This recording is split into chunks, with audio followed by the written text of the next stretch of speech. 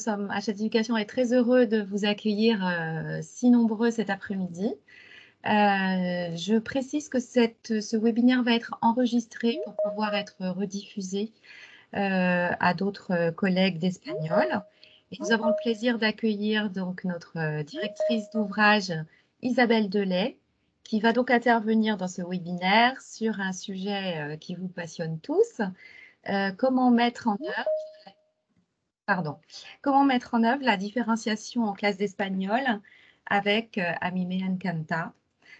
Nous avons également notre éditrice, Sylvie Baudet, qui est présente. Et vous pourrez poser toutes vos questions à l'issue de la présentation d'Isabelle. Pour cela, je vous propose de les écrire dans l'onglet Conversation de cet outil Teams. Voilà, on a encore des personnes qui arrivent, mais je pense qu'on va pouvoir démarrer. Donc, je vous laisse la parole, Isabelle. Je suis très contente de vous accueillir dans ce webinaire pour présenter notre nouvel ouvrage de troisième, Amime Encanta.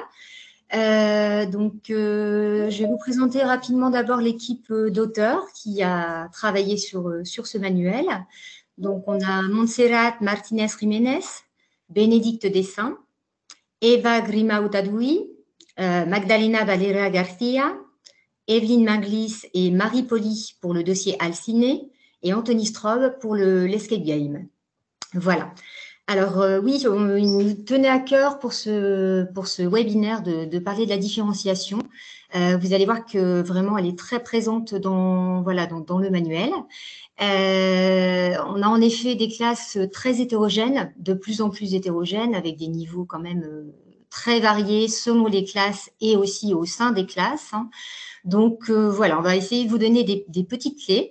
Il y en a un peu partout dans le manuel, dans le cahier d'activité aussi, pour vous aider à mettre ça en place, parce que ce n'est pas toujours évident non plus en tant qu'enseignant, avec les moyens qu'on a. Voilà.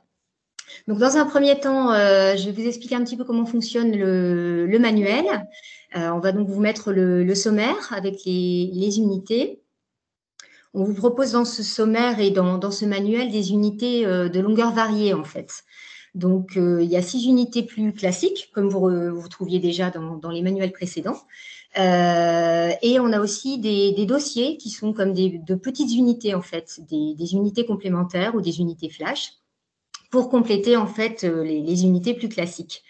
Vous verrez, là, je vais vous montrer un petit peu les thématiques, qu'on a vraiment fait en sorte d'avancer et d'avoir une progression très spiralaire entre unité et unité flash ou dossier, et aussi d'une unité à une autre. Donc, vraiment, ne pas rester dans un cloisonnement, comme on peut avoir tendance parfois à le faire, se dire, voilà, il y a une unité, on a vu tel temps, après on voit tel autre temps, sans réactiver le temps précédent. Donc, c'est vraiment l'objectif et l'ambition de ce sommaire et de ce manuel. Je vous présente rapidement la thématique des unités et des dossiers. Donc, la première unité, Una lengua varios mundos, va traiter des origines, de l'identité, du monde hispanophone, pour remettre le pied à l'étrier à nos élèves après 2 mois de vacances, en faisant encore un peu voyager à travers le monde hispanophone. Là, on reverra les bases, hein, bien sûr, surtout essentiellement présent d'indicatif et puis les phrases interrogatives, vraiment des bases. Le dossier qui suit cette unité est sur la influencia latina en Estados Unidos,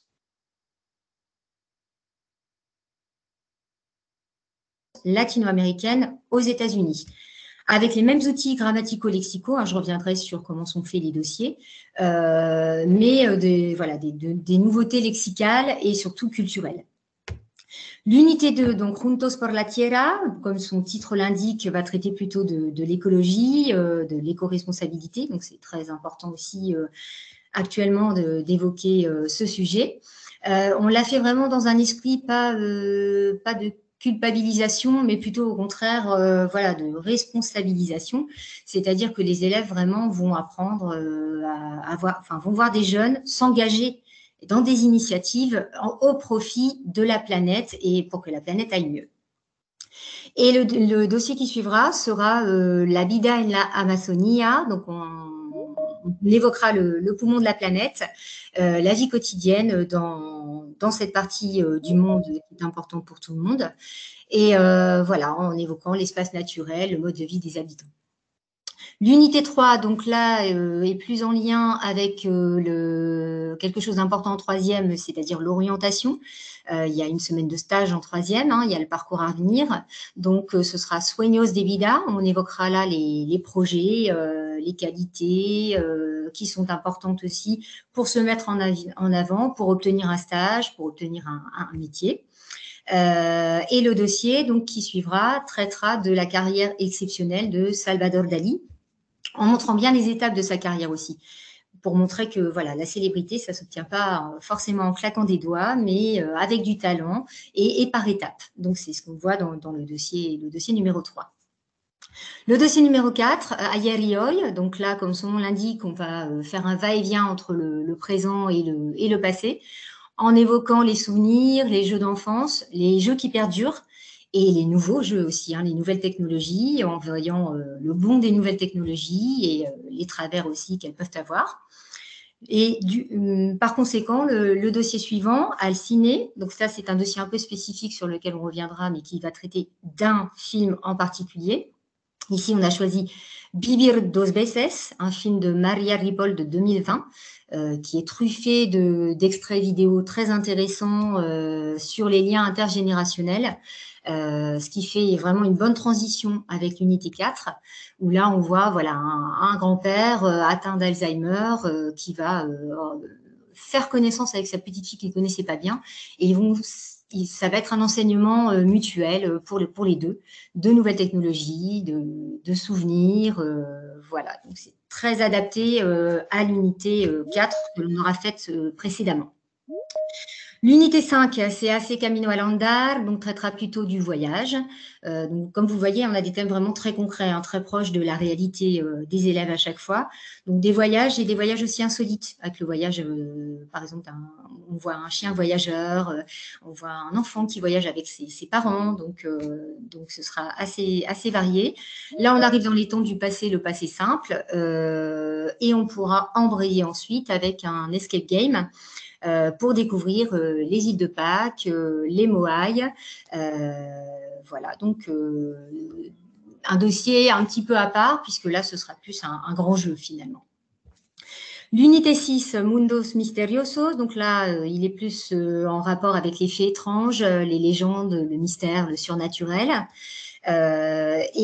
Du coup, par la suite, on a le dossier 6, le dernier dossier du manuel, Rutas de Leyenda, où là, on fera voilà, un petit voyage à travers différents endroits d'Espagne qui regorgent de légendes et de mystères.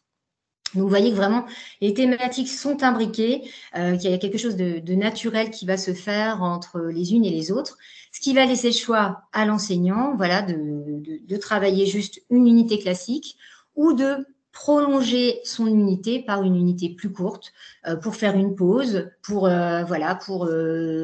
consolider peut-être certaines choses qui semblent encore un peu fragiles et pour enrichir aussi le bagage culturel des élèves. Donc, ce qui va permettre vraiment de s'adapter à son groupe. On peut aussi prévoir de faire avec une classe une unité classique simplement, qui va prendre plus de temps, et avec une classe peut-être un peu plus rapide ou qui a un meilleur niveau, pourquoi pas, une unité et un dossier par la suite. Voilà. Il y a aussi un intérêt, c'est que quand vous manquez de temps, parfois on finit une séquence 15 jours avant les vacances ou une semaine avant les vacances. C'est pas toujours judicieux de commencer une nouvelle séquence. Ça peut être bien aussi d'utiliser ces dossiers à ce moment-là pour pouvoir enrichir davantage ce qui aura été vu avant d'aborder après les vacances une nouvelle unité. Donc ça, c'était pour le sommaire. Maintenant, je vais vous expliquer un petit peu comment fonctionne d'abord une unité classique en insistant sur ce qui va vous permettre de faire de la différenciation dans vos classes. Donc, nos unités, pour ceux qui connaissent la collection, il y a des choses que vous allez certainement reconnaître et vous avez aussi des choses nouvelles, bien sûr. Donc, chaque unité se compose de 4 passos de longueur variée, ça on expliquera après, et un passito mas, donc un passito supplémentaire qui va permettre d'aller un petit peu plus loin. Dans chaque unité, nous avons des documents très variés, culturels et authentiques, vraiment adaptés aux problématiques des élèves et à l'actualité. Des textes littéraires, des affiches, des poèmes, des chansons, des films, des scènes de théâtre, des tableaux, des audios, des vidéos. Donc vraiment, il y a vraiment de quoi se faire plaisir et faire plaisir à tous les élèves. Je pense qu'il y a vraiment un éventail de documents qui plairont à tous. À chaque fois, dans chaque page, on a un document iconographique. Ça nous semble important parce qu'on sait très bien qu'on a des élèves parfois qui sont plus visuels et parfois juste une image, une photo va leur permettre d'appréhender davantage après le document qui sera étudié et de mémoriser davantage aussi ce qu'on aura dit. Une rubrique Ayuda, donc la rubrique Ayuda donc, est la rubrique de vocabulaire. Du vocabulaire qui va être utile pour comprendre les documents, mais également pour pouvoir s'exprimer, hein, pour stimuler un peu la participation orale. Les élèves en particulier qui manquent peut-être un peu de vocabulaire peuvent s'adresser à l'enseignant, mais quand ils n'osent pas, pourront aller piocher dans cette rubrique pour pouvoir après prendre la parole. L'intérêt de cette rubrique, c'est qu'elle est aussi enregistrée, donc on peut l'écouter en début d'heure pour introduire, par exemple, le document que l'on souhaite étudier, mais elle peut être étudiée aussi à la maison. Elle peut être écoutée à la maison, ce qui va permettre à l'élève de mémoriser, d'autant plus s'il a une mémoire plutôt auditive. À chaque fois, dans les passos, on essaie d'alterner les activités langagières à travailler. Donc, on a fait des choix qui nous semblaient judicieux par rapport aux documents. Après, rien ne vous empêche d'en choisir d'autres. En général, on en met 2 par page, parfois un peu plus ou un peu moins, ça dépend. Donc ça aussi, en général, on alterne bien entre l'oral et l'écrit. Donc tous les élèves peuvent à un moment ou à un autre tirer leur épingle du jeu et trouver de quoi se valoriser, de quoi montrer de quoi il est capable. Au niveau donc du questionnement, donc on a un questionnement qui est assez large, mais pas trop de questions. On trouve que c'est important de laisser aussi une marge de liberté à l'élève. Hein. Il ne faut pas l'enfermer non plus dans quelque chose de trop restreint. On sait que nos élèves sont pleins de surprises, qui peuvent parfois nous sortir des choses auxquelles on ne s'attendait absolument pas. Et il faut qu'on soit capable, bien sûr, de rebondir. Et ça laisse du coup la liberté aux élèves voilà, de s'exprimer davantage, même s'ils sont un petit peu à côté de la plaque. Bah, voilà, on peut aussi profiter de ce qu'ils ont dit pour partir sur autre chose ou ouvrir davantage les documents qui sont proposés. Ça laisse aussi de la liberté, bien sûr, à l'enseignant après de varier ses approches. Une dernière chose par rapport au PASO, vous avez à chaque fois la rubrique Memorisa. Dans la rubrique Memorisa, on a ciblé en général 2 points de grammaire pour ne pas en mettre trop. Ça nous semblait suffisant. Ces points de grammaire, en général, sont vraiment les points de grammaire qui, naturellement, devraient venir avec les documents. Après, il est possible qu'il n'y en ait qu'un qui apparaisse pendant la séance ou que vous ayez choisi autre chose d'intéressant dans le document, parce que c'est vrai qu'on doit toujours se restreindre, il y a plein de choses dans un document. Mais en tout cas, voilà, vous avez déjà 2 propositions dont vous pouvez... avec lesquelles vous pouvez choisir et adapter aussi vos cours selon les élèves. Voilà pour la structure d'un PASO. Donc là, le PASO qu'on vous présente est un PASO de l'unité 2, Juntos por la Tierra. Donc ce que vous allez voir là dans les diapositives suivantes, c'est aussi cette unité-là en rapport avec l'écologie. Ici, donc, on a dans chaque unité un PASO qui fait une double page et qui est un PASO de différenciation. Donc, vraiment dédié à la différenciation avec différents documents. Donc, on a des documents, en général, on a toujours un document ou 2 visuels, un texte ou un audio ou une vidéo ou une vidéo, donc ça dépend. Et on propose 2 cheminements différents. Alors, soit ce cheminement peut être en rapport avec le même document. Donc, vous avez l'exemple de la première page, Escucho y hablo, donc c'est un audio. Donc là, on a 2 audios, en fait. Donc, on va diviser la classe en 2. Certains auront le premier audio et les autres auront le deuxième. Et ils auront des questions par rapport aux écoutes qu'ils feront pour après faire une mise en commun. Donc là, les documents sont différents à la base. On parle de documents différenciés. Alors, on peut faire ça en îlot, hein, donc voilà, répartir les élèves en îlots. Les élèves peuvent choisir éventuellement leur cheminement, ou alors vous pouvez aussi, bien sûr, hein, les guider et voilà, choisir un peu qui serait plutôt en Camino Uno ou en Camino Dos. Le Camino Uno, il est plus guidé, donc en général, il est plus rassurant pour les élèves peut-être qui sont plus en difficulté ou qui ont besoin d'être davantage encadrés. Et le Camino Dos, lui, est plus souple, plus large et va souvent un petit peu plus loin dans la réflexion. Voilà. Mais ce qui est intéressant, c'est qu'après, de toute façon, avec la mise en commun, chacun va apporter un petit peu plus à l'autre. Donc, c'est vraiment aussi très collaboratif et très enrichissant, puisque vraiment chacun peut participer et montrer un petit peu ce qu'il a compris, et même s'il l'a compris d'une façon différente, au bout du compte, on arrive au même résultat. Donc, c'est ça qui est intéressant avec cette double page de différenciation. Donc, vous en avez dans chaque unité. Ça, c'était pour la double page de différenciation. Donc, vous pouvez regarder un petit peu. Et ensuite, on a le Passy-Thomas. Donc, à chaque fin d'unité, nous, on a placé ce Passy-Thomas en fin d'unité. Vous le connaissez peut-être déjà parce qu'il est dans le livre cahier de 6e. Vous l'avez aussi en 4e, d'accord? Donc, le Passy-Thomas, cette page qui arrive en fin d'unité. C'est une page qui va un peu plus loin.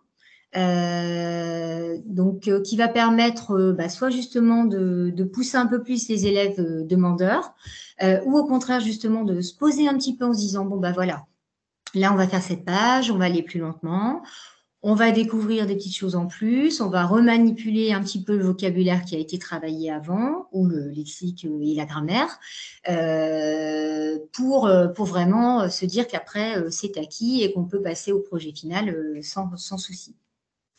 Cette page, là, vous avez l'exemple de El Tiempo es Oro. Donc, je vais peut-être expliquer par rapport à cette page. Donc, cette page ici propose un texte.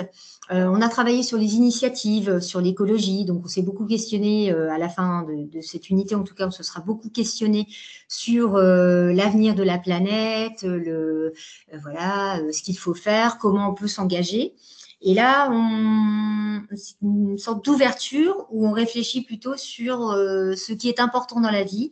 Est-ce que c'est le temps qui est important, profiter du temps qui nous est donné? Est-ce que c'est l'argent? Est-ce que c'est la production? Est-ce que la consommation? Donc, on part un petit peu dans une réflexion qui va plus loin.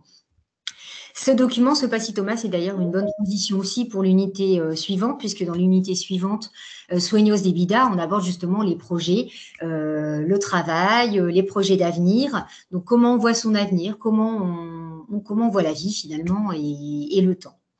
Donc, et les points grammaticaux qui sont abordés dans cette page sont toujours des points secondaires. C'est-à-dire que même si cette page n'est pas faite, n'est pas étudiée en cours, vous avez fait les passos précédents, le projet final peut être fait sans souci et les principaux objectifs sont acquis. Donc, c'est vraiment du plus, cette page. Et elle peut être voilà, travaillée de différentes façons. Elle peut aussi être donnée à des élèves qui vont un peu plus vite, hein, pourquoi pas. Donc, travailler à la fin d'un cours, si certains vont plus vite, leur proposer cette page pour qu'ils puissent la travailler, réfléchir dessus, pendant que les autres terminent les activités que vous avez proposées. Voilà pour Passy-Thomas. Alors ensuite, on arrive en fait à des petites, de petites choses supplémentaires que l'on propose, par exemple les desafios, donc les petits défis. Donc on a certaines pages où à la fin de la séance, on a une petite rubrique sur la page desafio, donc un petit challenge.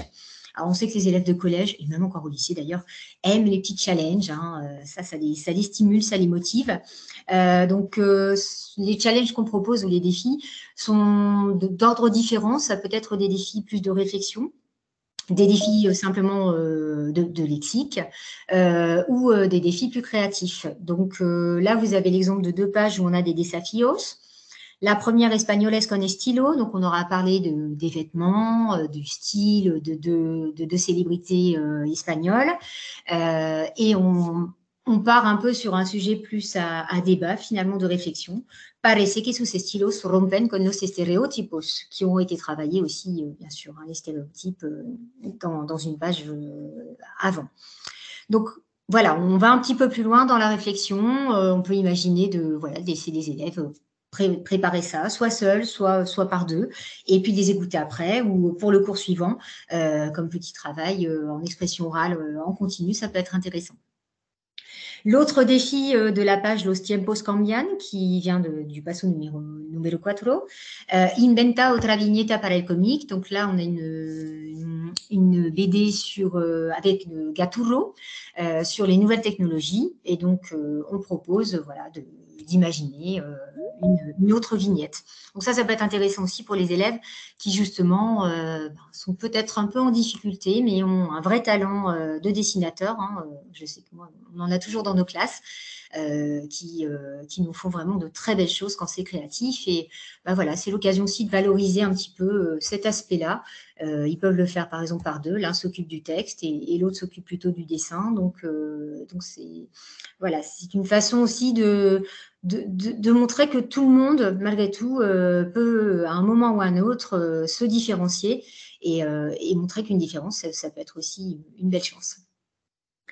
La page suivante, la diapositive suivante, donc vous présente un peu le projet final.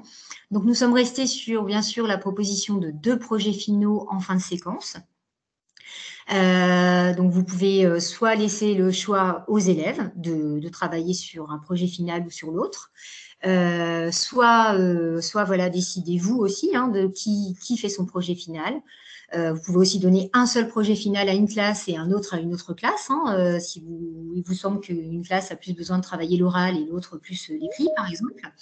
Donc, les projets finaux peuvent se travailler en binôme, en groupe, ou aussi de façon individuelle. Donc, on peut aussi s'adapter aussi à ça, parce que c'est vrai que parfois, il est plus ou moins évident de travailler en groupe. Dans ces cas-là, un élève peut faire le travail plus de façon individuelle, si c'est plus compliqué de les faire travailler en groupe. Voilà. Et puis aussi au niveau des compétences, puisqu'on a des compétences orales, donc l'expression orale en continu, l'expression orale en interaction, qui peuvent être évaluées, ou alors l'expression écrite, qui est importante également. Donc, vous pouvez aussi alterner d'une unité à une autre. Voilà, un élève a fait de l'expression orale avant, il va faire ensuite de l'expression écrite, pour vraiment essayer d'évaluer toutes les compétences, toutes les activités langagières d'ici la fin de l'année. Les outils, par contre, grammaticaux et lexicaux qui sont demandés dans chaque projet final sont les mêmes. Ainsi, vous pouvez faire la même unité, bien sûr, avec toutes vos classes. Mais la seule chose qui va changer, finalement, ce sont les données du projet final qui va être un petit peu différencié. Mais les objectifs principaux seront évalués dans les 2 projets de la même façon. Voilà pour la présentation du passo. Je crois qu'il reste la page En Voz Alta, donc une page qui nous est chère aussi, qui est chère à la collection A mí me encanta. Une page qui est surtout dédiée à l'oral, donc compréhension de l'oral, expression orale. Donc la page que vous voyez propose une chanson. Mais on peut aussi proposer dans cette page-là des poèmes ou des scénettes aussi de théâtre. Voilà. Donc, ces pages-là, En Voz Alta, sont vraiment l'occasion de vérifier un petit peu ce que ça donne à l'oral. Elles peuvent être vues en fin de séquence, mais elles peuvent être vues aussi au sein d'une unité, en remplacement d'un document d'une unité, si vous jugez plus important de travailler l'oral à ce moment-là. Et il y a aussi toujours ce petit atelier de prononciation que les élèves aiment bien en général, avec le trabalenguas, où ils s'entraînent à prononcer certains sons de l'espagnol. Donc c'est pareil, ces petits ateliers de prononciation peuvent aussi être faits à la fin d'un cours, à la suite du document de la page En Voz Alta. Il y a vraiment plusieurs options possibles. Donc ça, c'est intéressant également. Voilà pour la présentation des passos des unités. On va maintenant évoquer les dossiers. Donc, les dossiers qui sont, comme je vous l'ai dit, ce sont de petites unités. Ils se composent de 4 pages. Donc, vous voyez, ils sont assez légers. Je rappelle qu'ils n'abordent que des nouveautés lexicales et culturelles. Ici, vous avez l'exemple de la Vida en la Amazonia. Donc, dans ce dossier, vous avez on varie, et dans tous les dossiers d'ailleurs, un petit peu les documents. Vous avez un tableau pour introduire le dossier. Vous avez une vidéo. On continue avec un texte. Et puis après, voilà, des articles pour terminer avec le projet final. Il y a toujours un projet final aussi dans ces unités plus courtes. Exemple de ce dossier en particulier, on aborde des choses aussi qui sont très concrètes, même si c'est culturel, ça n'est pas complètement déconnecté des préoccupations des élèves. Ce ne sont pas des dossiers culturels vraiment très chargés et pas drôles. Ils ont vraiment beaucoup d'intérêt. La deuxième page, par exemple, du dossier traite de la vie, la vie quotidienne d'une jeune indigène d'Amazonie.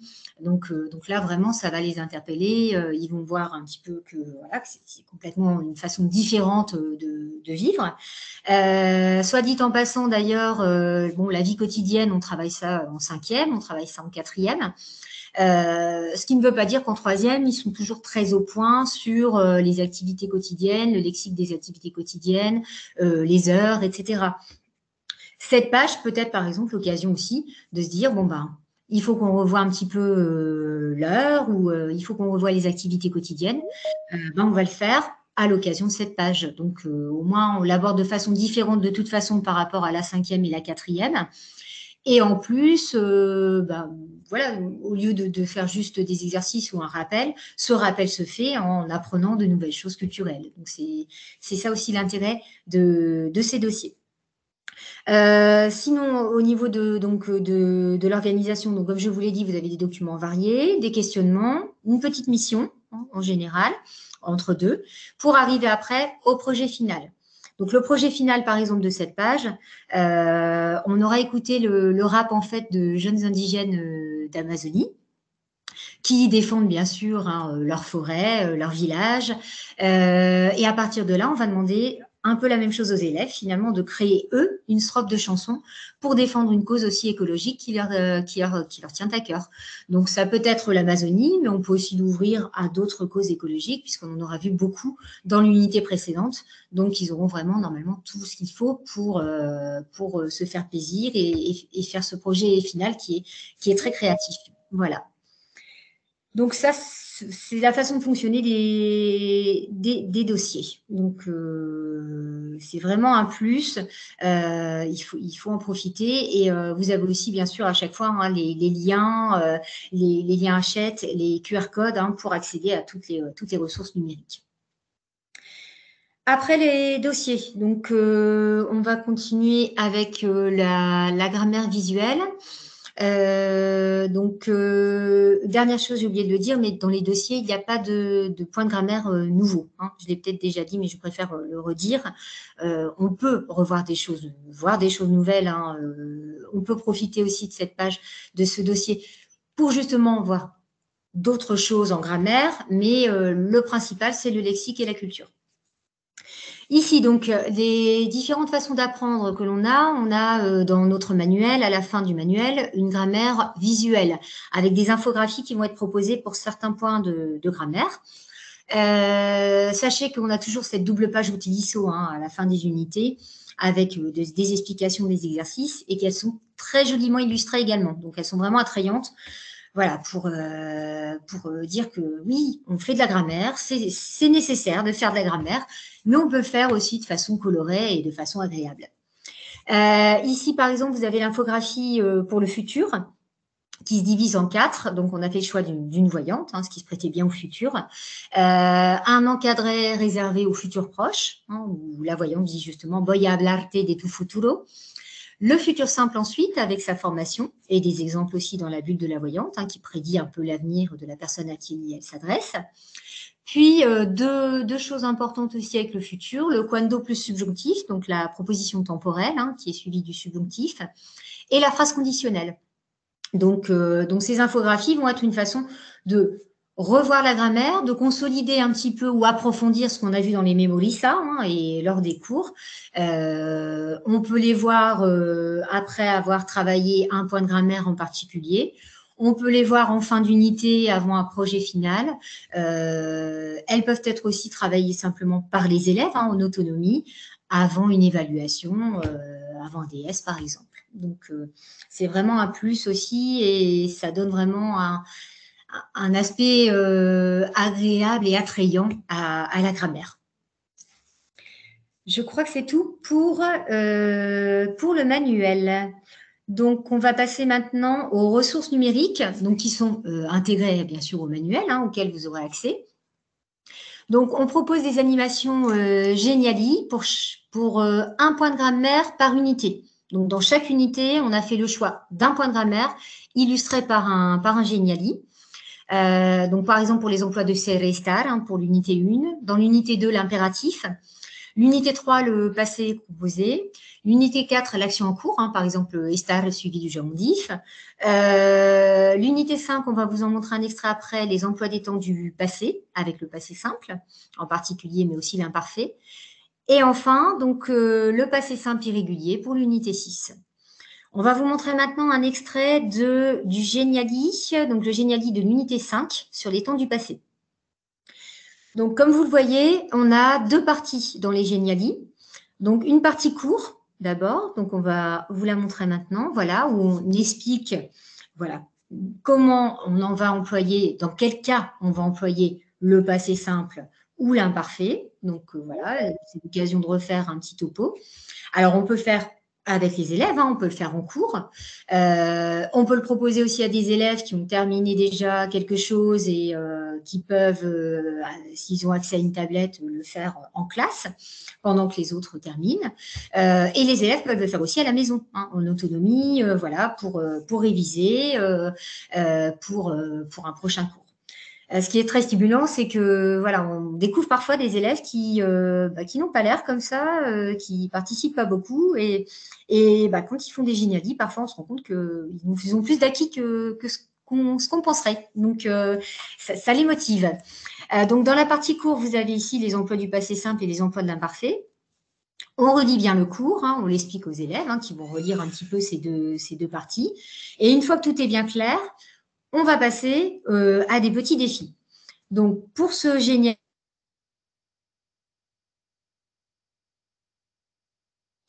quand le défi est réussi, on passe au défi suivant. Et à chaque fin de défi, on a un numéro. À la fin, on obtient donc un code qui va permettre d'ouvrir un coffre. Voilà. Donc, en plus, il y a cette petite motivation de se dire, est-ce que je vais réussir à ouvrir le coffre à la fin? Est-ce que j'ai la bonne combinaison? On va vous montrer juste le premier défi. Voilà. Avec en plus des images assez rigolotes en général. Donc là, on doit remettre dans l'ordre une conjugaison du passé simple. Donc, ma collègue Sylvie va vous faire ça très bien. Voilà. Parfait. Et donc, après, ils ont le petit bonhomme en plus le monsieur là qui les félicite. Donc, ils seront contents donc, de faire ces petits défis. Donc, ils peuvent aussi les faire tout seuls ou bien par deux. Donc, vraiment, ça, c'est à vous de voir un petit peu selon le matériel dont vous disposez, selon la façon dont vous organisez les classes. S'ils sont nombreux, pas nombreux, si vous pouvez passer les aider facilement ou pas. Donc, à vous de voir. En tout cas, c'est très stimulant. C'est vraiment un outil, on a beaucoup de chance maintenant d'avoir ce genre d'outil-là pour pouvoir avancer et pour pouvoir consolider un petit peu les connaissances de façon un peu différente. Donc ça, c'était pour les Geniali de grammaire. Donc voilà, vous en avez un avant-goût. Donc vous découvrirez les autres avec le manuel et au fur et à mesure. On vous propose aussi deux Geniali sur la géographie de l'Espagne et de l'Amérique latine. Donc pareil, ça c'est on a toujours les cartes au début du manuel. Mais bon, régulièrement, on peut se dire, avant chaque vacances, par exemple, ou parfois quand il reste un peu de temps à la fin d'un cours, pourquoi pas revoir un petit peu les cartes. Quand on voit aussi de nouveaux pays, je rappelle, je dis parce que je n'ai pas dit, que dans les passos, parfois, on voit des nouveaux pays d'Amérique latine et il y a une petite pastille maintenant qui indique où se trouve le pays. Donc déjà, ça évite d'aller chercher à chaque fois dans la carte. Donc peut-être à chaque fois qu'on voit un nouveau pays, pourquoi pas se dire, tiens, On va faire un petit géniali, on va voir un petit peu où on en est. Que ce soit pour l'Espagne, d'ailleurs, il y a les autonomies aussi espagnoles. Donc, si on voit une nouvelle autonomie ou si on parle en particulier d'une ville, Madrid ou autre. Et pareil pour l'Amérique latine. Donc, ça, vraiment, ça permet aussi de voir un petit peu la progression des élèves. Ils peuvent le faire aussi à plusieurs moments de l'année. Et ils se rendront compte d'eux-mêmes que, voilà, au fur et à mesure, ils sauront un peu plus situer des pays, sans simplement nous dire Esta en América Latina. D'accord? On attend un petit peu plus en troisième quand même que juste cette réponse-là quand on parle d'un pays d'Amérique latine.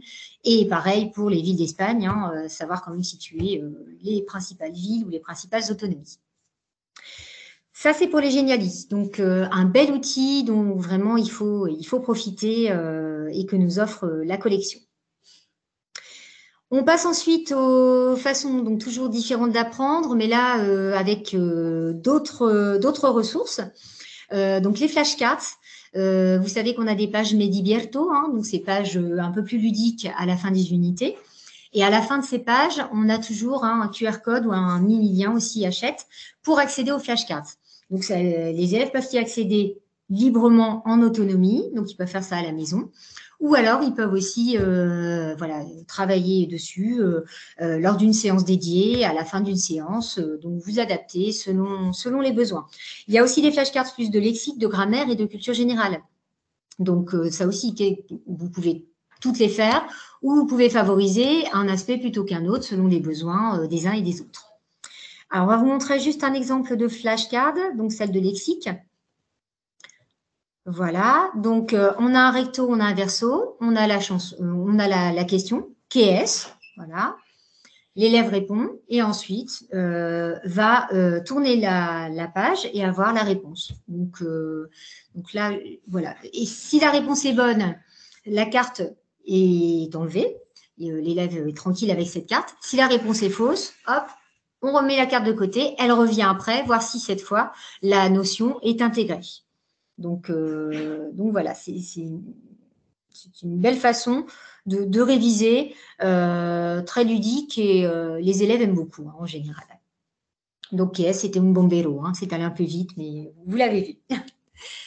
Voilà pour les flashcards. Donc, on a la même chose, là, on vous a montré le lexique, on a la même chose en grammaire et en culture générale. Donc, ça reprend à chaque fois tout ce qui a été vu dans l'unité.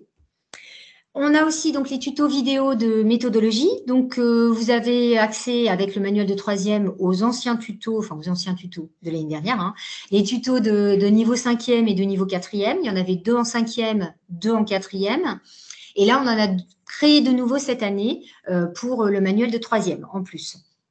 Ils sont toujours animés par les mascottes. Donc, nous, les mascottes du manuel de troisième, ce sont les 2 célébrités de Salvador Dali et de Frida Kahlo. Et on aborde le développement d'une argumentation et chercher la traduction d'un mot. Ça nous semblait important. Donc, ils ont plein d'outils, nos élèves, mais ils ne savent pas toujours bien les utiliser pour chercher une traduction. On va donc vous montrer un extrait du tuto.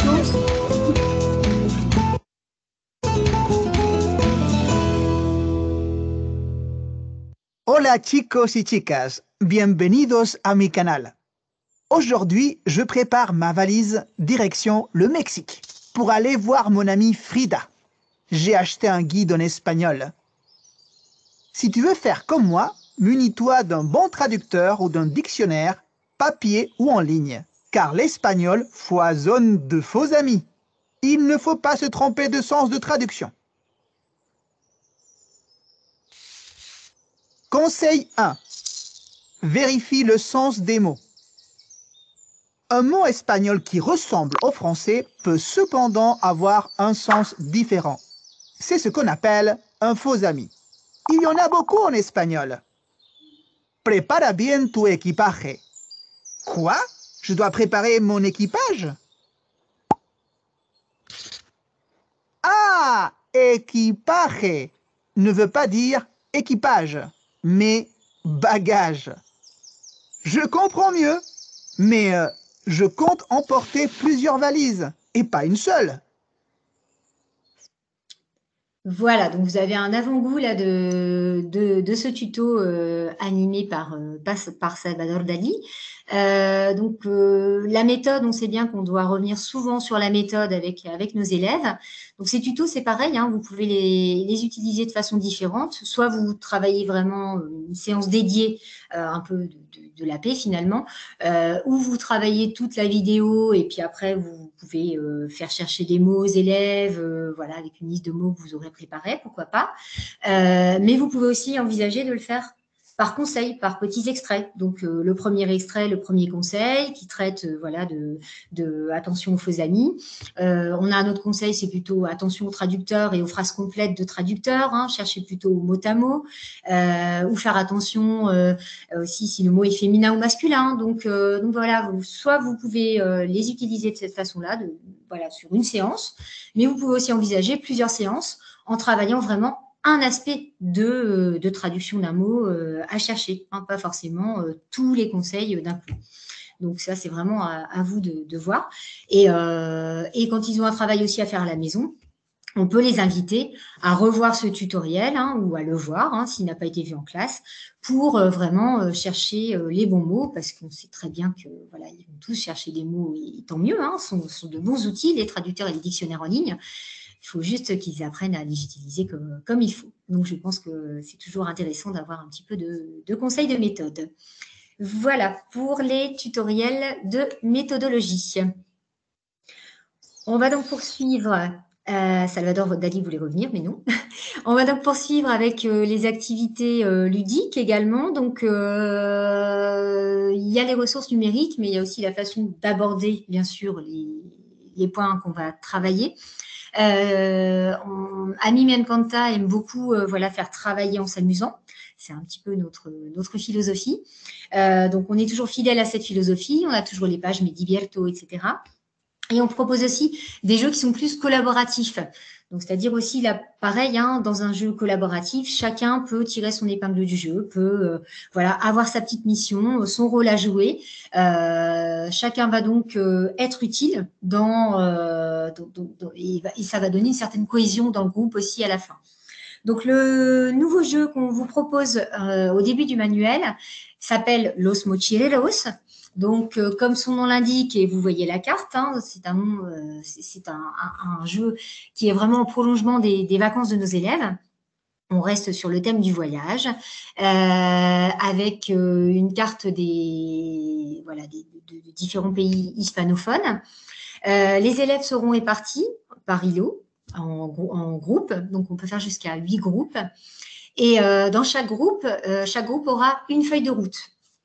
La feuille de route propose des questions de lexique, de grammaire, d'accord, et de culture générale également. Voilà, l'intérêt, c'est qu'en début d'année, comme ça, ils vont devoir un petit peu faire travailler leur méninge pour se rendre compte de ce qu'ils ont pu oublier et de ce qui va revenir aussi, hein, parce qu'ils vont être à plusieurs cerveaux et ils vont se rendre compte que voilà, il y en a un qui va se souvenir d'une chose, peut-être que l'autre se souviendra d'autre chose, et qu'au bout du compte, ils vont pouvoir avancer. Donc, la feuille de route permet, à chaque fois qu'une réponse est validée et correcte, d'avancer vers un autre itinéraire. Et à la fin de la feuille de route, quand chaque groupe a terminé sa feuille de route, à la fin, chaque groupe va trouver une pièce de puzzle qui sera sur Geniali. Les pièces de puzzle vont se réunir et cela permettra de découvrir la destination finale de la classe. Donc, voilà, on découvre à la fin un endroit emblématique du monde hispanophone. Donc, voilà, donc, en suivant à chaque fois des feuilles de route et en répondant à des questions. Donc, c'est stimulant parce que, voilà, il faut pouvoir trouver sa pièce de puzzle, sinon on pénalise aussi le reste de la classe. Et ceux qui vont plus vite peuvent éventuellement faire une autre feuille de route puisqu'on a prévu un petit peu plus également au cas où. Donc, vraiment une façon amusante d'entrer en matière. Hein. C'est vrai que le début d'année, on se creuse toujours un petit peu la tête pour se dire comment les faire réviser sans que ce soit non plus trop rébarbatif, sans les décourager parce qu'ils vont se dire on ne se souvient plus de rien, on a oublié, alors qu'en fait, ils ont encore des bagages après 2 mois de vacances. Donc, c'est vraiment une façon originale et amusante de pouvoir faire connaissance aussi, hein, puisqu'ils vont être en îlot, donc ils pourront faire connaissance, voir un petit peu leur niveau. Ça vous permettra aussi finalement de vous rendre compte un petit peu du temps qu'ils mettent pour la feuille de route, de ce qu'il va falloir revoir en priorité peut-être. Donc, c'est un bon point de repère et un bon compromis pour commencer l'année. Nous proposons aussi bien sûr un escape game. Donc là, il arrive plutôt en fin d'année, hein, enfin en fin de manuel, après l'unité 5. Donc là, avec des énigmes, des codes à déchiffrer. Donc là aussi, hein, chaque élève va pouvoir vraiment peut-être être bon pour une énigme, pendant que l'autre sera meilleur pour une autre. Ils seront divisés aussi en îlots pour à la fin faire une petite mise en commun. Et puis en plus, ils apprendront des choses sur une île un peu méconnue, qu'ils connaissent parfois juste de nom, mais dont ils ne connaissent pas forcément la culture et les origines. Donc, c'est aussi très stimulant. Pareil, en fin d'année, on cherche toujours un petit peu comment les faire travailler autrement. Le mois de juin est long, hein, donc ça peut être fait à ce moment-là, au mois de juin. Ça peut être fait aussi avant. Hein, donc, vraiment, ça, après, on adapte selon les acquis des élèves et selon le groupe classe également. Hein, donc, voilà, il y a des groupes classes aussi qui vont peut-être plus s'y prêter que d'autres. Donc, c'est une façon aussi, finalement, de faire de la différenciation avec cet aspect collaboratif où chacun, vraiment, met sa pierre à l'édifice, hein, finalement. Les jeux, donc, on vous propose aussi des jeux individuels. Hein, donc, comme je vous le disais, dans la page Me Divierto. Donc, cette page Me Divierto propose à la fois des jeux plus sur le lexique ou sur la grammaire, sur la conjugaison. Hein, donc, ça dépend. Ils sont vraiment illustrés de façon amusante. Donc, comme vous pouvez le voir ici, là, on était plus sur le mystère, hein, le surnaturel. Donc, on est parti un peu sur un jeu de sorcières, de Aquelarre, etc. Donc voilà, ça, ces pages-là, c'est pareil. Vous pouvez les faire en groupe, en individuel, en îlot, en fin de séance ou en début de séance, hein, en repasso, hein, pour revoir un petit peu ce qui a été travaillé, avant un projet final. Donc, c'est vraiment aussi quelque chose qui va être très utile et qui va pouvoir encore varier les supports. Donc, il faut varier un maximum, hein, pour vraiment garder les troupes prêtes et au travail, tout en s'amusant. Les activités ludiques, on les retrouve aussi dans le cahier d'activités. Donc, on va voir la diapositive apparaître. Voilà. Donc, dans le cahier d'activité, on est toujours sur vraiment des exercices très, très illustrés, très colorés. Donc, en général, les élèves prennent plaisir, hein, à prendre ce cahier d'activité. Ce cahier d'activité, il est bien utile aussi parfois quand on finit le cours un petit peu avant. On peut faire voilà, un exercice, hein, et comme ça, on est là pour aider les élèves aussi, leur expliquer les consignes au cas où, parce que même si beaucoup de consignes sont en français, on sait que l'appréhension des consignes n'est pas toujours évidente pour les élèves. Donc, on peut au moins commencer avec eux l'activité, il la termine à la maison. Comme ce cahier d'activité foisonne d'activités, si des élèves sont plus lents aussi sur un exercice, on peut proposer à certains de faire un exercice tandis que d'autres en font plusieurs. Hein, donc, ça, c'est aussi une possibilité. Dans ce cahier d'activité, par rapport à la différenciation, on propose aussi donc des exploitations différentes sur des documents du manuel. Donc, par exemple, les audios ou les vidéos, on va vous proposer une exploitation souvent un peu plus guidée. On peut très bien imaginer que certains élèves suivent l'exploitation du manuel, pendant que d'autres, qui ont plus besoin peut-être simplement d'être assurés ou qui sont plus en difficulté, voilà, écoutent en même temps la même vidéo, le même audio, mais voilà, s'aident du questionnaire, du cahier d'activité. Donc, c'est aussi un outil vraiment très, très, très, très intéressant pour la différenciation. La même chose pour la compréhension écrite. Hein. Il y a un document donc sur la page qu'on a vu précédemment avec les bicimaquinas au Guatemala, qui va être exploité ici de façon différente avec une carte mentale, par exemple. Donc, au lieu d'avoir des questions, on a une carte mentale et les élèves doivent chercher dans le texte les éléments de réponse. Donc, c'est une façon différente d'aborder le document. On peut aussi proposer juste cette carte mentale à tout le monde ou proposer à certains de faire la carte mentale pendant que d'autres répondent autrement aux questions du manuel. Les pages d'ouverture également, donc on a des pages d'ouverture dans chaque unité avec des documents visuels variés, iconographiques, tableaux, mais aussi affiches publicitaires, etc. Et donc là, on propose des exploitations de ces pages d'ouverture. Donc, si vous voulez passer un peu plus de temps sur la page d'ouverture, voilà, pour donner quelques prérequis avant d'aborder le premier passo, vous pouvez également avec le cahier d'activité. Petite remarque, dans le manuel de troisième, on vous propose parfois, avec la page d'ouverture, en plus un petit lien vidéo ou un audio. Donc, ils sont accompagnés. Parfois, il y a une chanson dans l'unité 5, si je me souviens bien, une vidéo dans l'unité 2 pour expliquer un petit peu justement l'œuvre de l'artiste. Donc, voilà, ce sont des petits plus qu'on vous propose aussi sur certaines pages d'ouverture. Au niveau de la différenciation aussi, toujours dans le cahier d'activité, il arrive parfois qu'on vous propose aussi une double exploitation d'un même document. Donc, 2 cheminements différents comme on le fait dans la double page de différenciation du manuel, Camino 1, Camino 2. Donc là, vous avez l'exemple de Coquet, donc un enfant en bas âge qui voyage avec ses parents. Donc, on l'évoque dans une vidéo du manuel. Et là, on a 2 exploitations différentes proposées pour la même vidéo. Donc ça, on l'a plusieurs fois aussi dans le cahier d'activité. Donc, ça vous ouvre encore davantage de possibilités. Ensuite, au niveau du cahier d'activité, on vous propose aussi, bien sûr, des pages pour les dossiers, puisque ces dossiers sont quand même aussi des unités, de petites unités. On ne met pas dans ces pages-là de grammaire, puisqu'on vous a dit que ces dossiers sont plus axés sur le lexique et la culture générale.